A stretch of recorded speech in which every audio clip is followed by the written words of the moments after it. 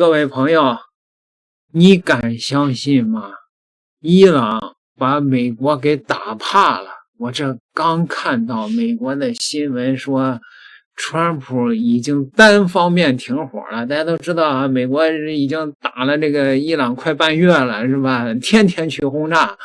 那么现在为什么要停火要和谈了呢？因为美国发现这个轰炸对于伊朗来说没啥屌用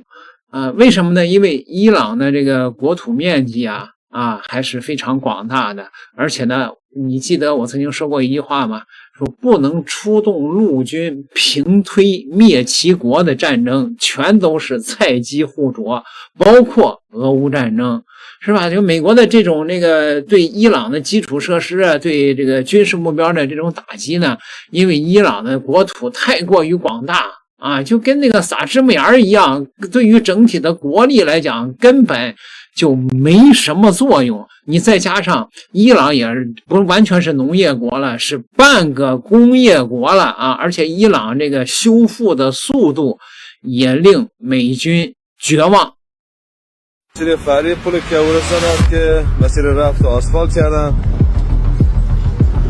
تو فاصله فردا فکر کنم که اینجا باشه آسفالتش انجام بدن دوستان، ولی خب بازم میگم بباره و دوباره مسیر تردد مسیر دسترسی قطع بشه.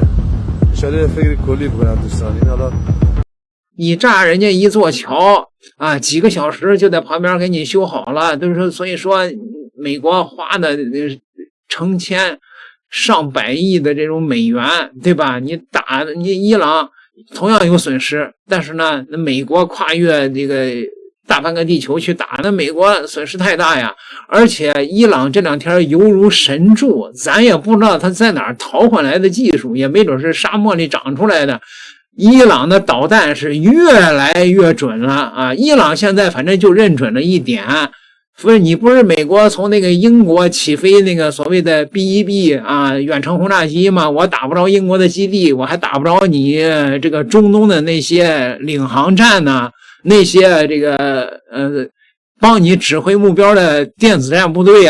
于是他们神奇的就搞到了科威特美国一个基地的电子战部队的军营的坐标，直接把这个军营给扬了这具体损失多少，那个美国也没说，咱也不敢胡说，对吧？反正是听说是损失巨大。我们来看看这两天这个伊朗这个打的这些战果吧。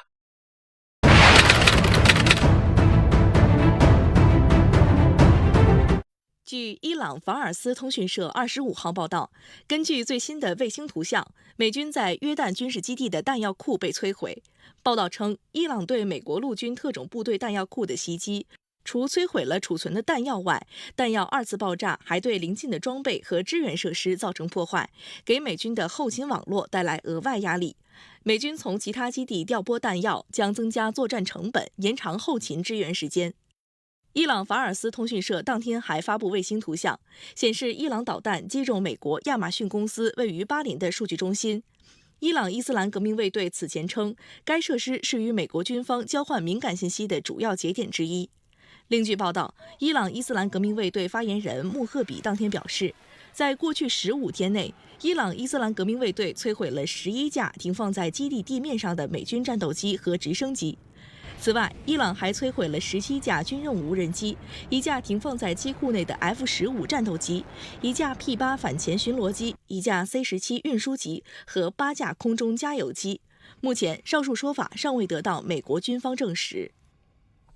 无人机发威，伊朗想到应对手段，第3次摧毁海马斯，美军要肉疼了。7月24日凌晨，在科威特当地安保摄像头拍到了美军一套海马斯火箭炮阵地，在发射完 ATACMS 战术导弹后，被伊朗小摩托准确炸毁，并造成了2次爆炸与殉爆的过程。同日，大约2点19分至2点33分之间，伊朗当地众多目击者报告称，伊朗阿瓦市不同区域的居民听到了反复的爆炸声、强大的冲击波以及持续的爆破。这些爆炸震动了建筑物，并震动了窗户。几名伊朗目击者描述爆炸接连发生。证，有些人报告了超过10次爆炸，并暗示由于持续的2次爆炸，一个伊朗军事弹药库可能被击中。不过随后伊朗马上就找到了美军海马斯远程火箭炮发射位置。片刻之后，据称美军海马斯远程火箭炮发射区域附近发生了一场大爆炸与大火，这意味着美军海马斯远程火箭炮第3次被伊朗干掉了，看起来是同一个位置。当然不排除爆炸的是美军海马斯远程火箭炮的弹药车，甚至整个美军海马斯远程火箭炮的车队。有没有可能是伊朗特工带 FPV 自杀式穿越机在那一片蹲点正好抓到了？不管伊朗自杀式无人机炸到了那些美军海马斯远程火箭炮目标，对于美军真够丢脸的。连续3次海马斯远程火箭炮被伊朗战术弹道导弹无人机轮番精确打击乌克兰战场神器，在科威特大沙漠哑火了。伊朗能精准打击科威特境内的美军海马斯远程火箭炮，主要依靠天基加空基加人力立体侦察体系。首先，伊朗利用卫星图像开源情报，大概估计美军海马斯远程火箭炮的部署地区，动用燕子3察打一体武装无人机，在科威特空域进行实时巡逻监视，锁定美军海马斯远程火箭炮目标，然后通过伊朗特种兵特工反美武装锁定海马斯准确位置，对其发射阵地进行精确打击。美军这意识还不如乌军打完竟然不赶紧转移，快打快撤指的是打完一波马上换阵位，而美军快打快撤训练不够，科威特地方太小了，稍微跑快点，不是进伊朗就是进伊拉克了。科威特全国面积和北京差不多大，国土面积约为17818平方公里，而北京市的行政区域总面积约为16410平方公里，除了科威特城就是大沙漠，只有几条路，美军科威特的防空力量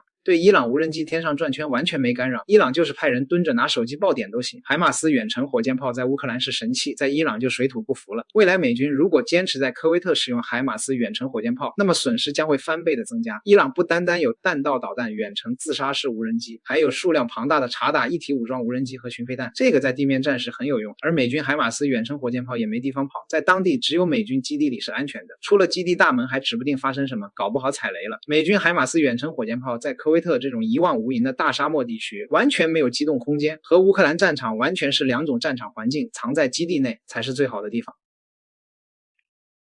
一枚伊朗导弹炸平了5座兵营，而美方通报却云淡风轻，让人忍不住想问，五角大楼的伤亡数字有多少水分？美军到底死了多少人？美国和伊朗爆发新一轮冲突以来，伊朗展现出了强悍又灵活的反击能力和反击策略。截至目前，美军已阵亡18人，约430人受伤。然而这只是美国官方公布的伤亡数字。不久前，驻科威特的阿里萨利姆空军基地遇袭卫星照公布，显示该基地的5座兵营被一枚伊朗弹道导弹或巡航导弹几乎炸平，或许表明这个伤亡数字的水分应该是不少。遇袭的萨利姆空军基地位于科威特中部，驻守美国空军第386空中远征中队。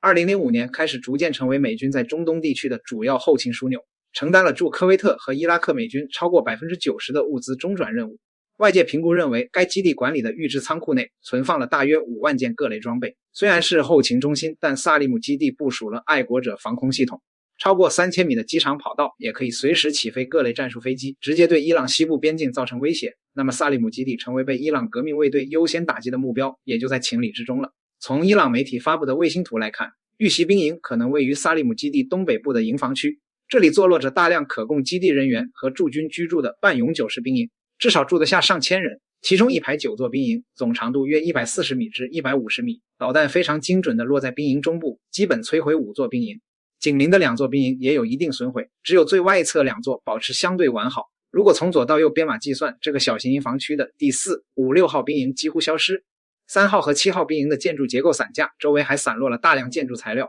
大部分为长方形，猜测可能是用于搭建墙面和房顶的钢面保温夹心板，里面填充了聚氨酯泡沫来隔绝高温。之所以断定是一枚导弹所为，是因为现场明显符合单次爆炸产生高温和冲击波的破坏效果，可以断定这枚导弹非常精准地钻入了5号兵营，爆炸瞬间摧毁了5号及相邻的4号、6号兵营，并让3号和7号兵营朝向爆炸的一面受到严重损坏，基本塌掉一半，总毁伤长度达到80米。萨利姆基地距离最近的伊朗领土不过130公里左右，但考虑到纵深掩护，这枚导弹的发射地点相距至少400至600公里或更高。再结合打击精度判断，可能是这几种弹道导弹袭击了萨利姆基地兵营，比如射程约700公里，可携带580公斤高爆战斗部的佐勒菲卡尔中程弹道导弹，或者射程1000公里，携带450至600公斤高爆战斗部的迪兹富勒弹道导弹，又或者射程500公里，携带480公斤战斗部的法塔赫313短程弹道导弹，以及射程2000公里，携带1吨战斗部的霍拉姆沙赫尔4也都有可能。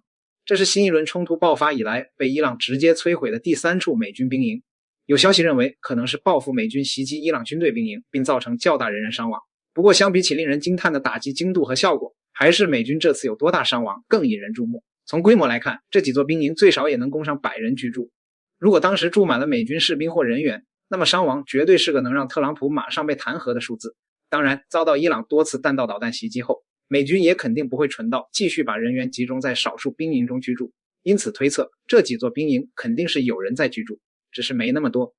也有可能在遭到袭击前，萨利姆基地就收到警报，全部或大部分疏散了住在这几座营房的美军士兵或人员，因此即便有伤亡，也不会是多么夸张的数字。但我认为美军肯定还是遭遇了一定损失，因为萨利姆基地的营房区足有几十座一模一样的兵营，为什么只有这几座兵营遭到了精确打击？再结合伊朗媒体能够公布如此高清的卫星图，因此推测伊朗军方或革命卫队通过卫星照片、人力情报等多个渠道，确定这几座兵营有一定密度的人员活动迹象，因此才发动了精确打击。当然，就算美军及时疏散或成功欺骗了对手，没有遭到任何人员伤亡，仅仅是这枚精度惊人的弹道导弹，以及伊朗开始将打击目标从雷达、防空系统转向兵营、仓库这件事本身，也足以决定今后的战事发展。对美军来说，这意味需要保护的目标增多，让原本就捉襟见肘的防空反导力量更加难以有效作战，而分散部署又会增加管理难度，甚至可能反被伊朗偷袭抓人质。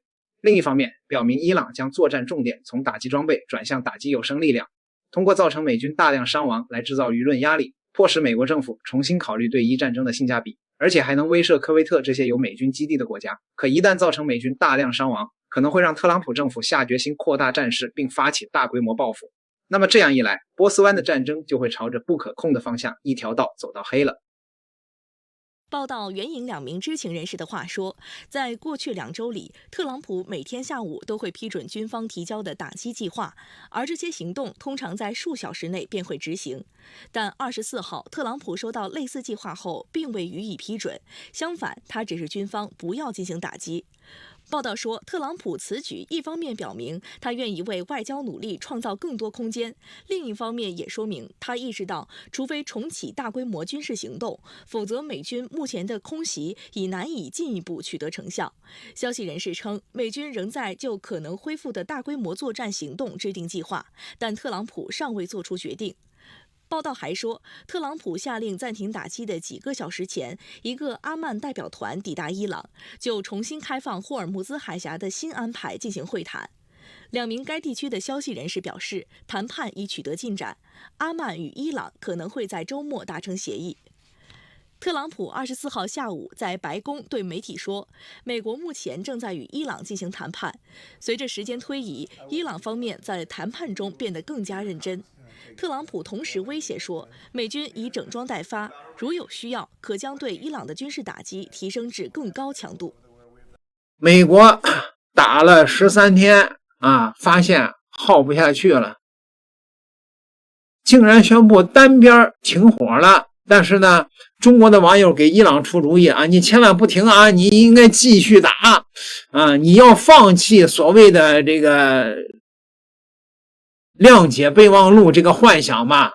你统一到最高精神领袖战斗到底的意志吧，是吧？即便是川普单边停止了持续13天的打击活动，你也不可能阻止伊朗继续打击美国基地的这个目标。妥协没有出路，只有战斗到底才能赢得生存空间和国家的尊严。朗子，你可长点心吧！川普现在已经穷凶极恶了，手段无所不用其极，可不要以为川普有什么大慈大悲之心，而是弹药库存在着严重的不足，美军没有底气持续打下去了，打得越多消耗越大，损失越大，川普越被动，政治风险越大，政治生命越可能被终结。如今的停止轰炸是耗不起的单边停火。朗子，你应该继续反击，让川普成为国际笑柄，让美军付出更加惨重的代价。伊朗的将军已经公布了战场原则，每1名平民的死亡就打击1名美军。伊朗需要在战争中继续提升摧毁能力，让美国耗不起，打不得，赢不了，绝对不能。川普不炸了，伊朗就不打了。川普只有伊朗只有血战到底，妥协没有任何的出路。这中国的民间军事家把这些话全贴到这个伊朗驻中国的大使馆底下去了。你说这个仗美国还怎么打呀？就是中东的一个中等大国你都搞不定，更遑论要跟中国在中国周边叫板了，那不是取死之道吗？对吧？所以说中国现在真的自信一点，你在你的周边干什么美国也不敢动。点个订阅吧，咱们下期再聊。